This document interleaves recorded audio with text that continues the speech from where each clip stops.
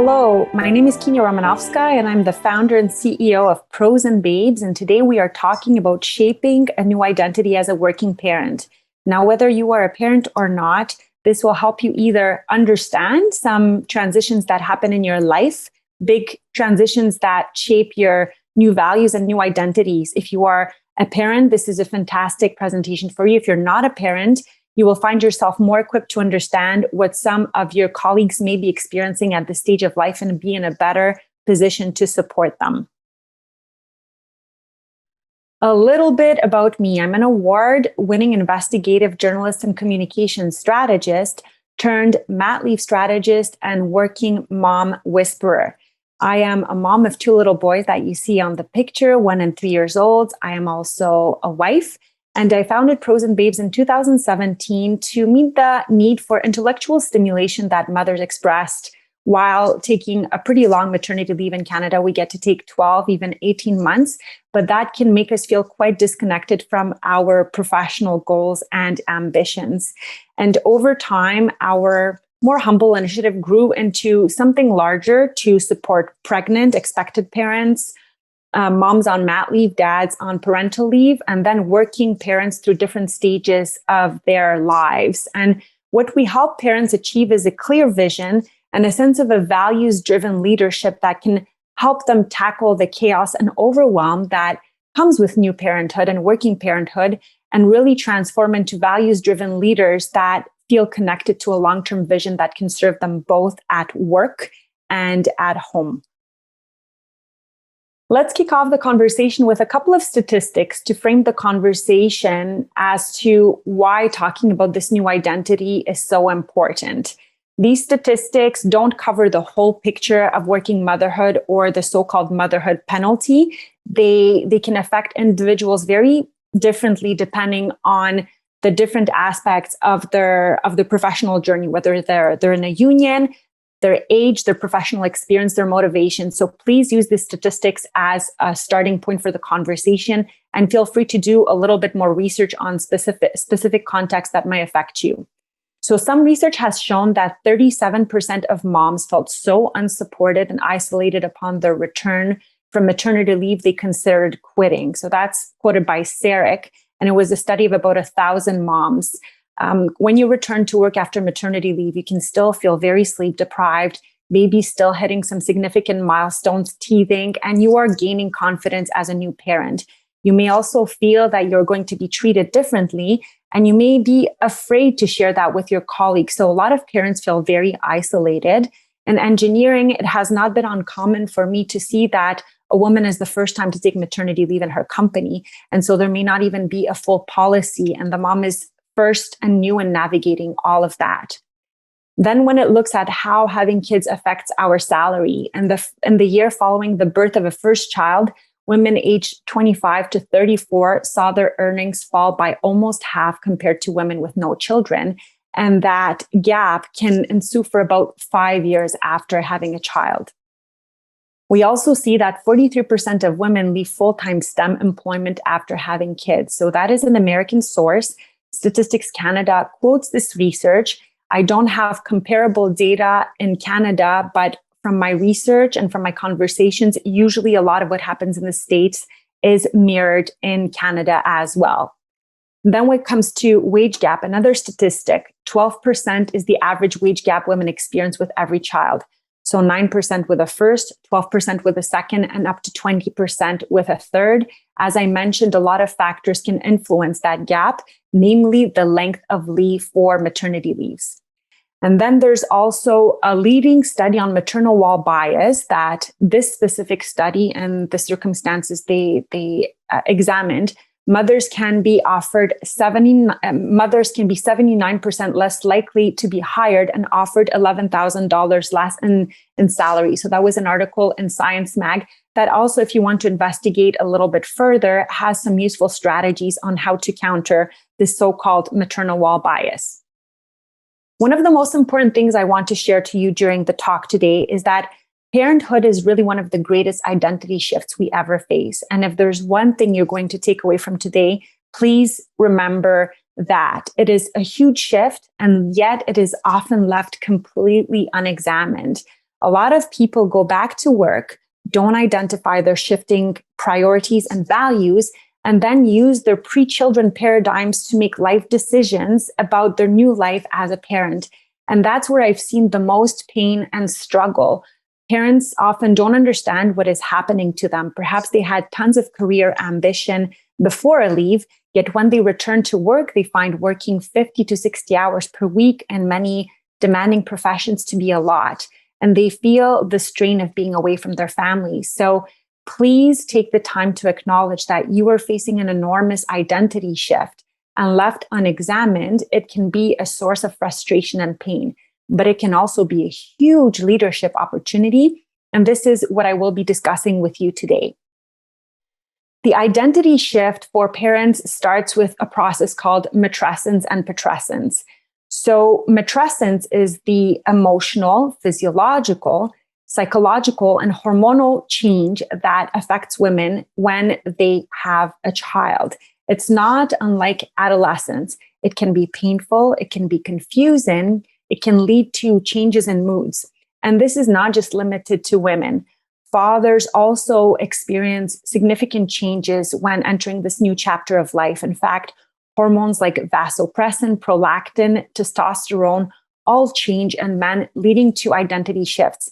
For fathers, we talk about it even less than for mothers. So discussing matrescence and patressence, I've noticed in my conversations with parents, just acknowledging that huge identity shift helps normalize all the different emotions and changes that happen as you are growing into the role of a caregiver of a tiny human being, for which you don't often have an instruction manual. Now, not only is there that process of growing into a new parent, there's something that in the United States, Americans call the fifth trimester. For us, it's a little bit delayed in Canada because we can take a longer leave. But returning to work as a new parent is also a significant identity shift. As I mentioned previously, you may still be very sleep deprived. Your values have changed. Your schedule has changed. Some people have local support systems in the form of family and friends. Others live far away from family, and that significantly impacts routine, quality of life, and focus at work. So on the one hand, this time can be an isolating time, especially if you are the only parent at work, new parent at work, and you are blazing trails. You can also feel like perhaps you're going to be treated differently because you are a new parent and that you may be passed on for promotions. This is a fear that I see in STEM and in very competitive fields. And it's an opportunity to experience this change as a leadership opportunity instead of as a time of isolation. But it's important to do the pre-work before positioning yourself as a leader. So a challenge can truly turn into a new opportunity for you if you understand what's going on inside of yourself, right? Your values, your vision, and your changing priorities. And I will talk about that in the next couple of slides. And it's an extremely empowering strategy and tool to use with or without your partner. So the shifting values and priorities, it is something that is worth repeating, right? When you were somebody without kids, perhaps you organize your time differently. You were very career focused. You were looking for that next promotion, and that might still remain true. But what I've noticed with parents when they were reevaluating values, number one, many of them have never actually taken the time to examine the values that guide their priorities and their life decisions. And they are so surprised to see how they rank family happiness and health as a number one value, whereas before they were all about career.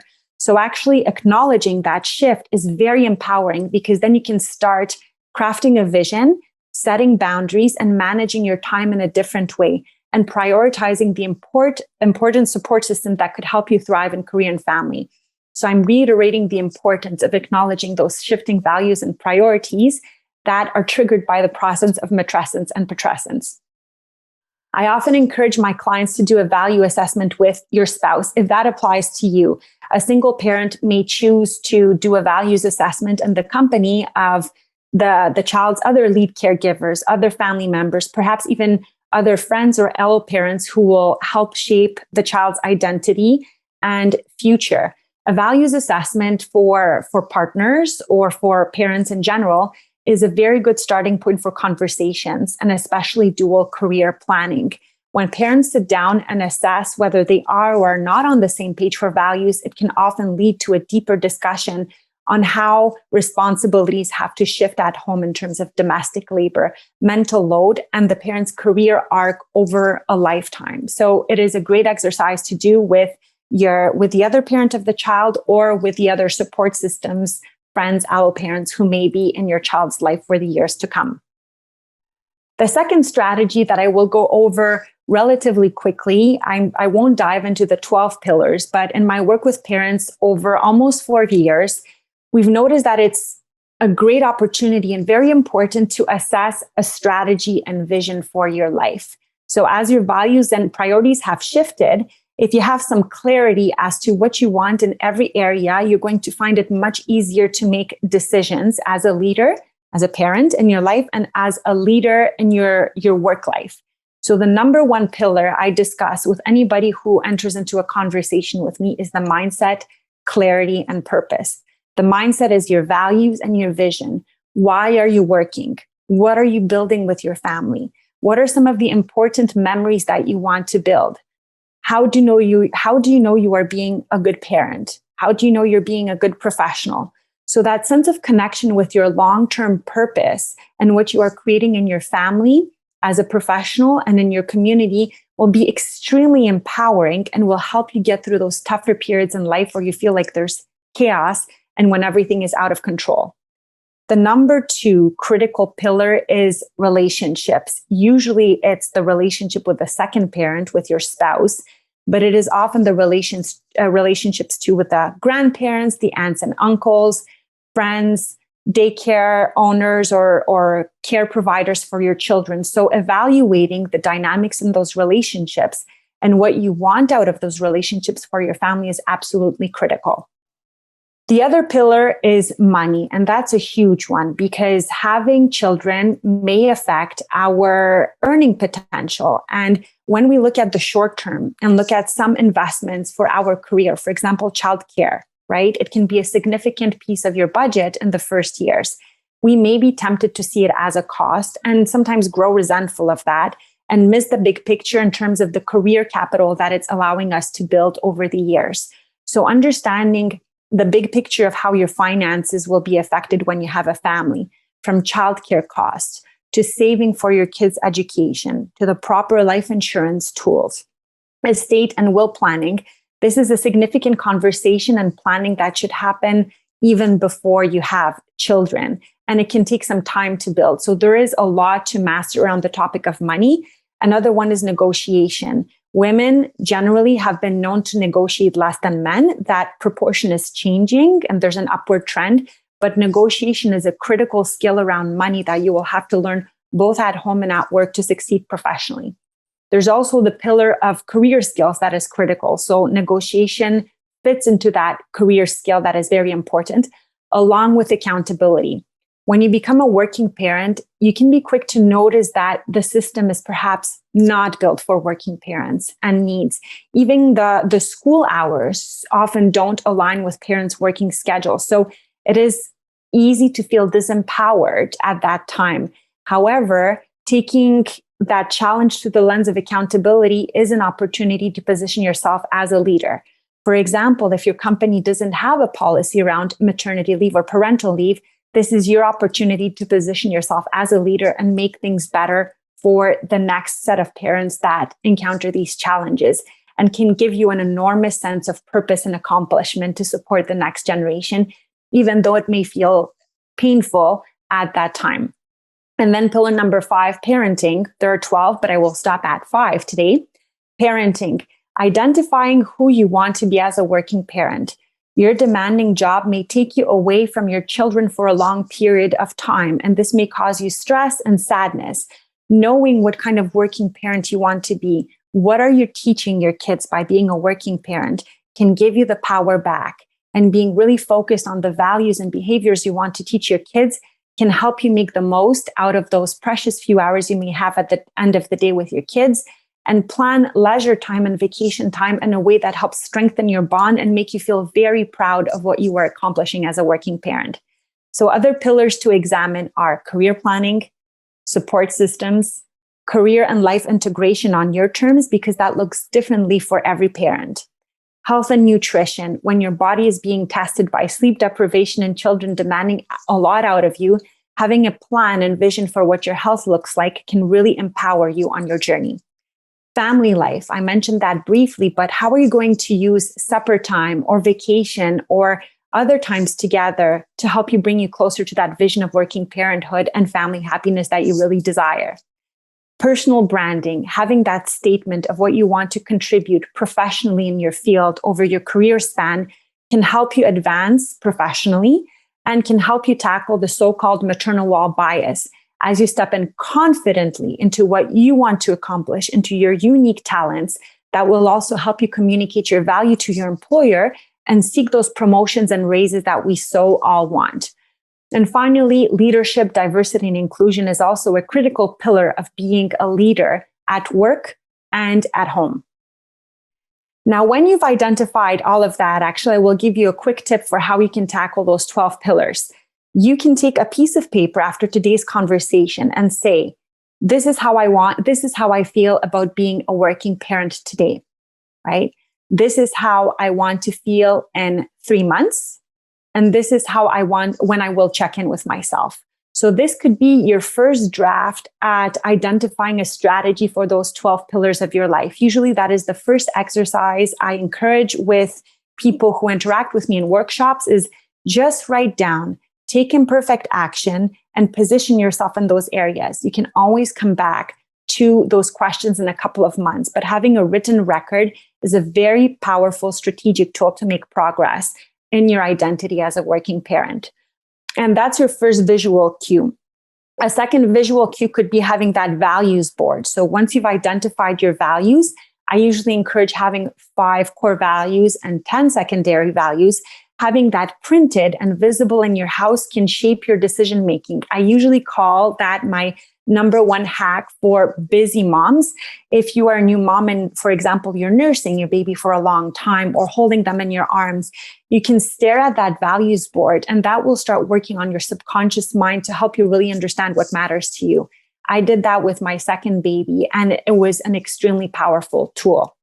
The second visual cue I like to use is a vision board for what I want to accomplish in 25 years. So they are statements around those 12 pillars of life, again, that I can look at even when my hands are busy to remind me of why I'm working, why I'm sacrificing some precious time with my kids, because in the long term, I want to leave a legacy as a professional, as a working parent.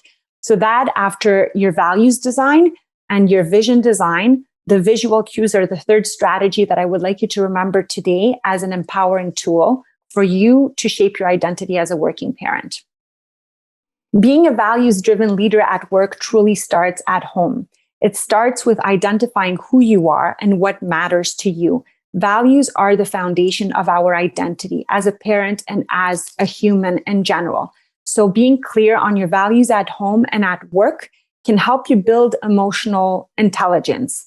When we feel an emotion like anger or sadness or resentment at a conflict, for example, that happens at home or at work, it's usually an indication that one of our core values has been violated. So once you know your values, you can become more adept at identifying the emotions that you feel in conflict or at something that makes you feel uncomfortable. And that is the foundation of emotional intelligence and values-driven leadership. So this is another reason to cultivate the knowledge of your values as a working parent. I hope that the discussion today has helped you think about the importance of identifying your values, your shifting priorities as a parent, and the strategies that you can use to understand that shifting identity, how you can turn it from a time of isolation and frustration and tiredness into an opportunity to grow as a leader.